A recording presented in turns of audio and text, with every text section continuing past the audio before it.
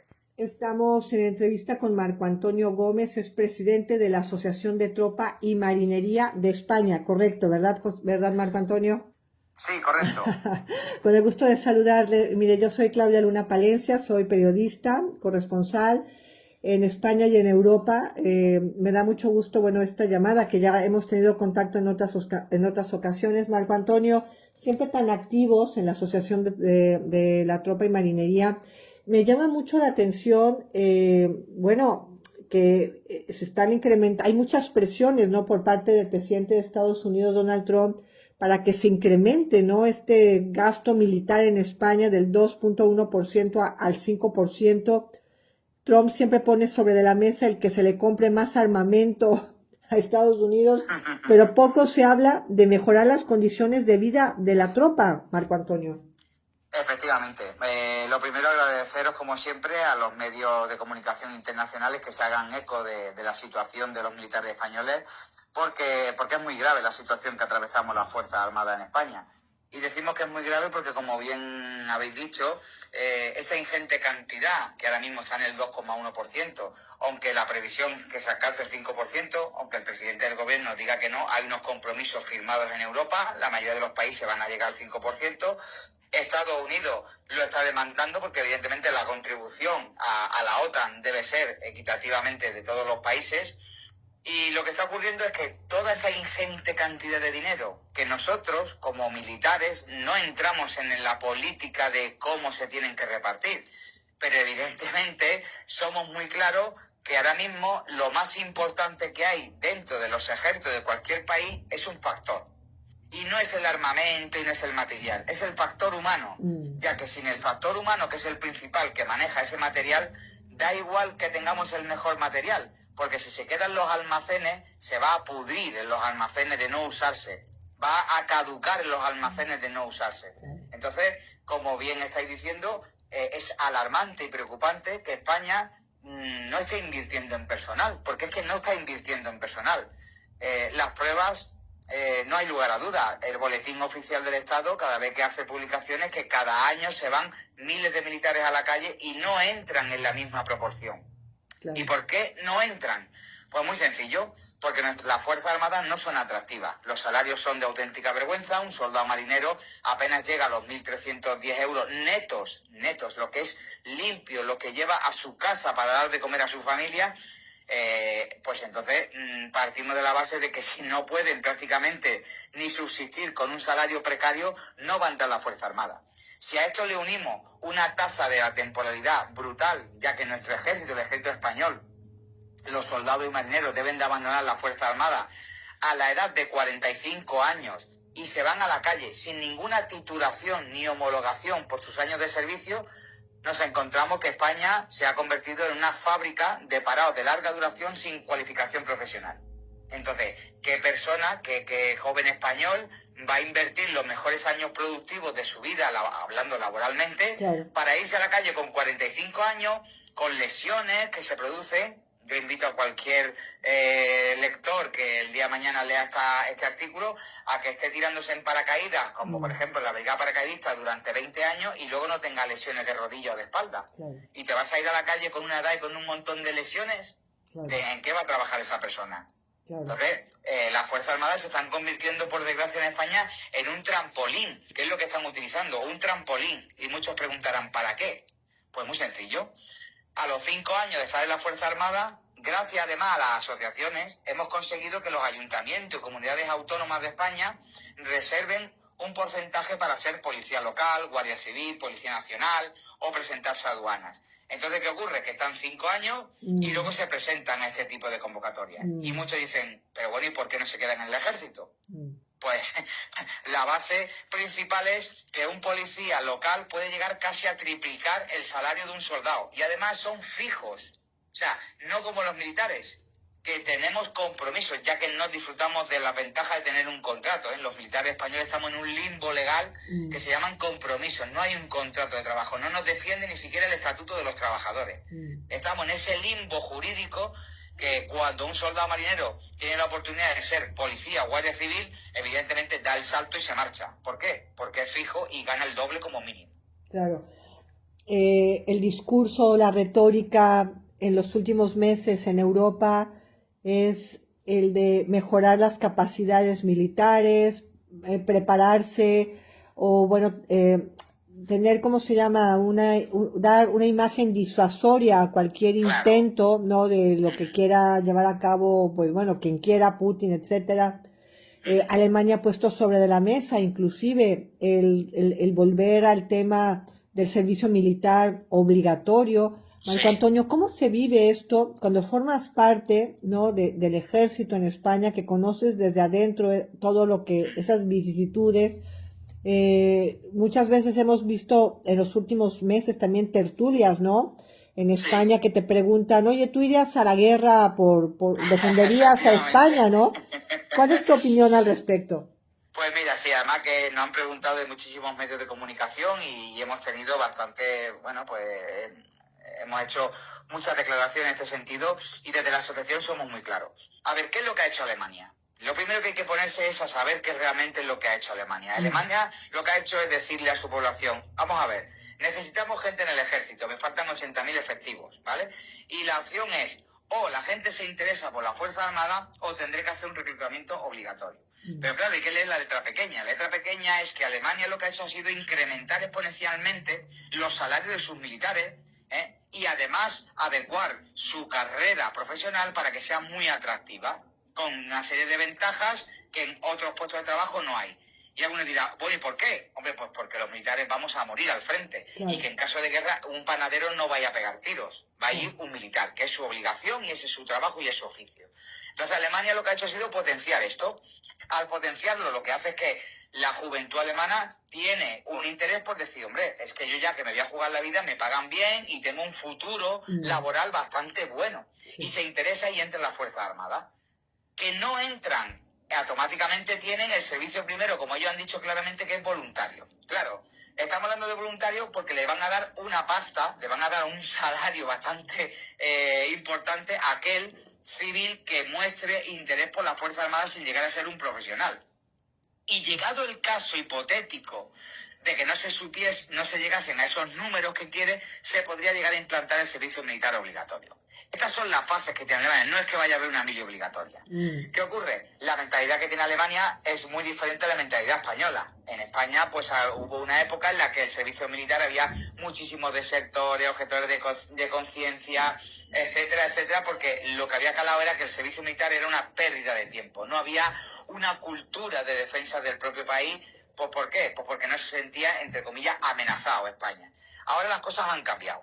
Entonces, como han cambiado, no es venir y poner un proyecto de mili obligatoria. Primero porque eso no va a funcionar en España. No va a funcionar. Lo que hay que hacer es hacer atractiva, primero, la Fuerza Armada para que los jóvenes españoles quieran entrar y dotar así de un número elevado de militares. Y luego que haya una conciencia militar de defensa nacional. Y eso solamente se consigue incentivando a la población. ¿Cómo? Pues todo aquel que quiera tener conocimiento de la Fuerza Armada, pues como han hecho otros países como Alemania o como Bruselas. ¿Alguien sabe, y ha salido publicado en los medios, de que Bruselas le está dando a sus ciudadanos 2.200 euros mensuales solo por tener el interés de conocer su Fuerza Armada? Es decir, aquel que se venga de voluntario a la Fuerza Armada, no siendo profesional, va a cobrar 2.200 euros mensuales. Ya está cobrando 1.000 euros por encima de lo que cobra un soldado profesional en España. Ya. Entonces, eso es hacer atractivo, eso es que la gente coja interés, que la gente coja ganas, porque dice, oye, es que voy a ganar un buen dinero y encima a mi empresa, por ejemplo, le eximen de impuestos, de no sé qué. Yo no pierdo tampoco mi puesto de trabajo si soy carpintero, soy lo que sea, pero cojo nociones de defensa. Eso es hacer, digamos, lo que estamos diciendo nosotros, atractiva, hacer que la gente quiera conocer a su Fuerza Armada y tenga pues una formación básica en la defensa nacional. ¿Por qué hace Alemania esto? Porque está muy cerca de Rusia. Ya, claro. Y conforme va más al norte, los países se van cada vez reforzando más porque lo tienen muy cerca. Claro. Y aquí en España, como estamos al sur, pensamos que a nosotros no nos va a pasar. Sí. Y estamos muy equivocados, porque España tiene también un problema por el sur. Que nosotros estamos lindando con Marruecos, que precisamente no es un país amigo de España, por mucho que lo quieran decir, sino nada más que tenemos que ver todo lo que está ocurriendo en la frontera de Ceuta y Melilla, donde nuestros compañeros militares continuamente están repeliendo saltos y saltos en la valla, donde eso lo permite el gobierno marroquí, porque si no, ¿alguien piensa en su cabeza de que 500 personas se pueden acercar libremente a la frontera sin que los policías marroquíes hagan nada? Entonces, vamos a hablar las cosas con coherencia y vamos a decir la verdad. Que hoy en día parece que decir la verdad no está muy de moda, pero hay que decirla. Entonces, cuesta mucho trabajo, Marco Antonio, en México, cuesta mucho trabajo en México entender que que un soldado en el ejército de España, es que a mí no me lo creen, me dicen, pero ¿de verdad está pasando eso? Sí, sí, sí, claro, o sea, como que compara, ¿no? La situación del ejército mexicano con el ejército. Entonces, bueno, dicen, pero ¿cómo puede ser que tengan esa situación tan precaria? Pero es verdad esto. Sí.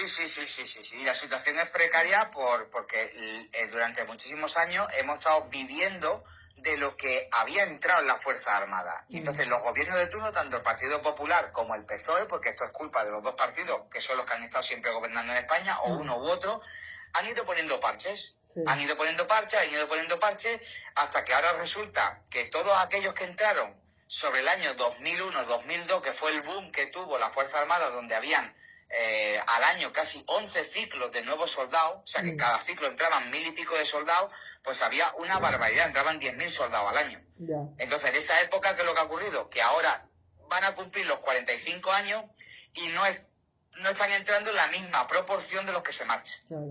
¿Cuántos soldados estarían entrando ahora al año? Pues ahora están entrando en los centros de formación del Ejército de Tierra, que en España hay dos, uno está en Cáceres y otro está en Cádiz.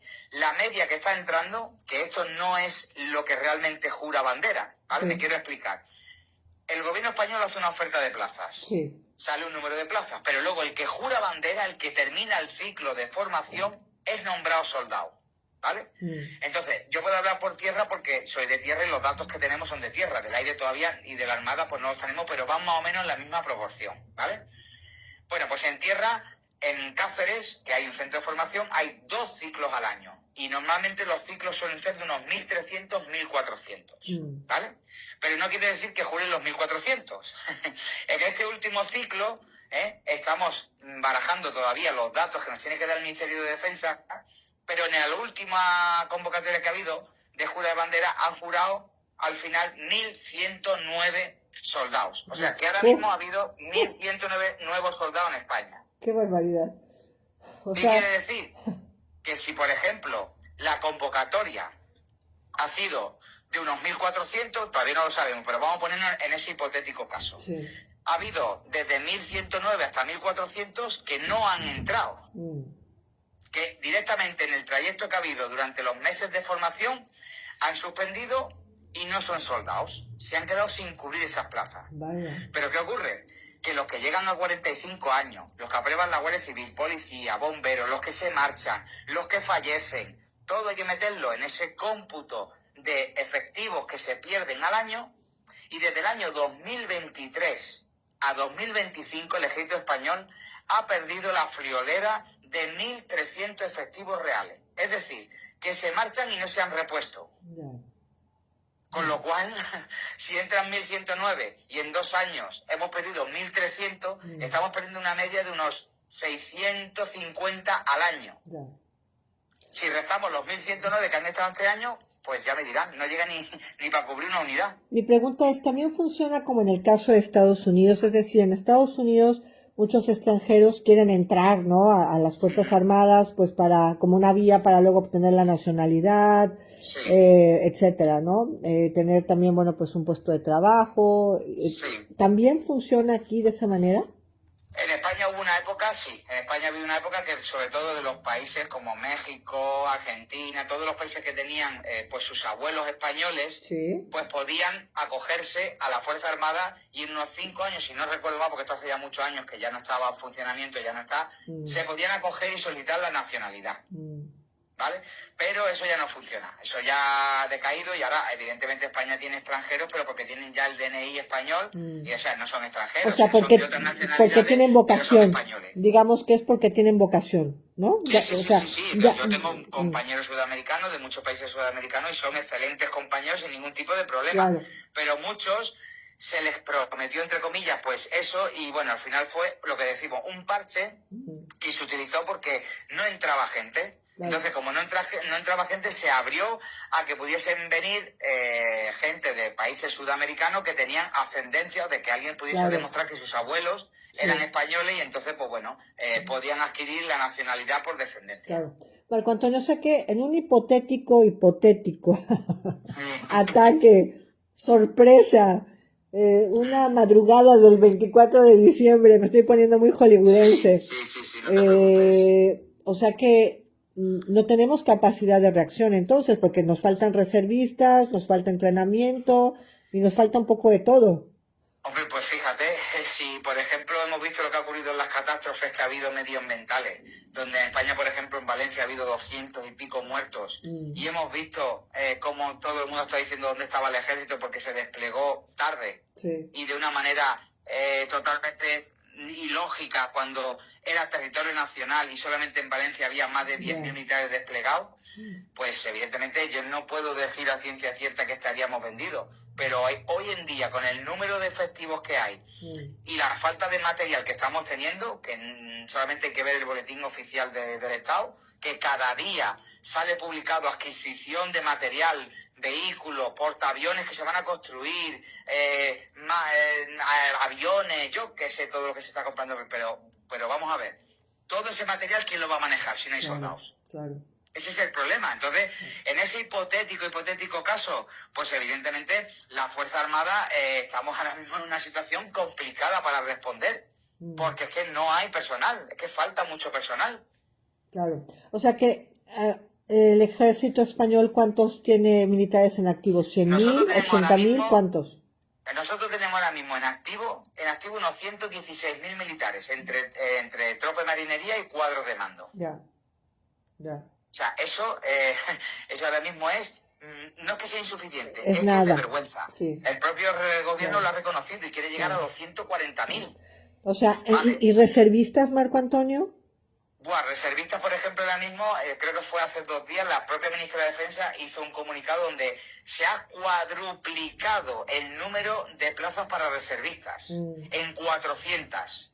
Fíjate. Pero vamos a ver, hay que ser muy claro. Nosotros estamos totalmente encantados que los ciudadanos vengan como reservistas, etcétera y demás. Pero la gente se piensa que ser reservista en España es como los marines americanos y la Guardia Nacional. Claro. Y no, eso no funciona así. La gran mayoría viene en puestos cualificados que son abogados, dentistas, médicos, administrativos. Van a puestos de, digamos, logísticos, ¿no? De ayudar a las unidades en todo lo que es el tema administrativo, burocrático. No van a pegar tiros, no van a hacer una fase de adiestramiento. No, que es que eso no funciona así. Entonces, por mucho que quieran ampliar los reservistas, no es la figura que suple ni sirve para decir, es que el ejército español tiene 10.000 reservistas más y están preparados para ir al frente. Negativo, no. No es gente que esté preparada para ir al frente. Que alguien se puede imaginar que un soldado tarda años en estar perfectamente adiestrado y capacitado para manejar armamento, vehículos pesados, tirarse en paracaídas, etcétera. Y una persona en un fin de semana, como aquel que dice, en pocos días de campamento le dan un uniforme, ¿se cree que esa persona está preparada para ir al combate? Yo tengo la impresión, Marco Antonio, de que esta situación la viven los 27 países miembros de la Unión Europea. Y la viven la mayor parte de los países miembros de la OTAN, y que crear un ejército único europeo va a ser algo que se dará a lo mejor en 50 años, pero no ahorita. No, efectivamente, claro, y a ver, y mala solución no es el problema. Volvemos otra vez al problema de base que tienen todos los países, y es lo que se acaba de demostrar patente con lo que acabas de decir, Claudia, y es: ¿esto va a ser a futuro? Seguramente será así. De hecho, ya está el Eurocuerpo. Pero es más un organismo, digamos, lo mismo, como muy administrativo. No hay un número de personas que se tenga que aportar por el día de mañana para ir al frente. Eso lo aportan en número los países cuando hay una misión. Por ejemplo, Afganistán. Va España, va Francia, va tal, pero va cada uno con su país aportando personal y material. No va como el ejército europeo. No hay un ejército europeo como tal, ¿vale? ¿Qué es lo que ocurre? ¿Que puede ser el día de mañana esa solución? Puede ser. Pero el problema de base, como decía al principio de la conversación, ¿cuál es? Personal. ¿De dónde vamos a sacar personal? ¿Cómo vamos a pagar a gente para que le diga, usted va a ser del ejército europeo? ¿Y la base del ejército europeo dónde va a estar? Por ejemplo, en Bruselas. ¿Alguien se piensa quién se va a ir con su familia destinado a Bruselas, dejar su casa, su familia, sus hijos, a vivir una vida? A ver, alguien tendrá que poner dinero encima de la mesa y sobre todo personal. ¿De dónde vamos? ¿Cómo vamos a hacer atractivo un ejército europeo? ¿Quién lo va a pagar? ¿Hay vocación? ¿Hay vocación para entrar al ejército en España? Pues esa pregunta también me la han hecho y hay que decir la verdad. Y la verdad es que según la estadística que se maneja en muchos medios que han salido, sobre todo cuando salió de Ucrania, le decían a los jóvenes españoles, oye, ¿y tú te alistarías al ejército para ir a defender tu país a Ucrania? Y decía la gente, en aquel momento, cuando salió la estadística que ganaba un soldado en España 1.183 euros netos.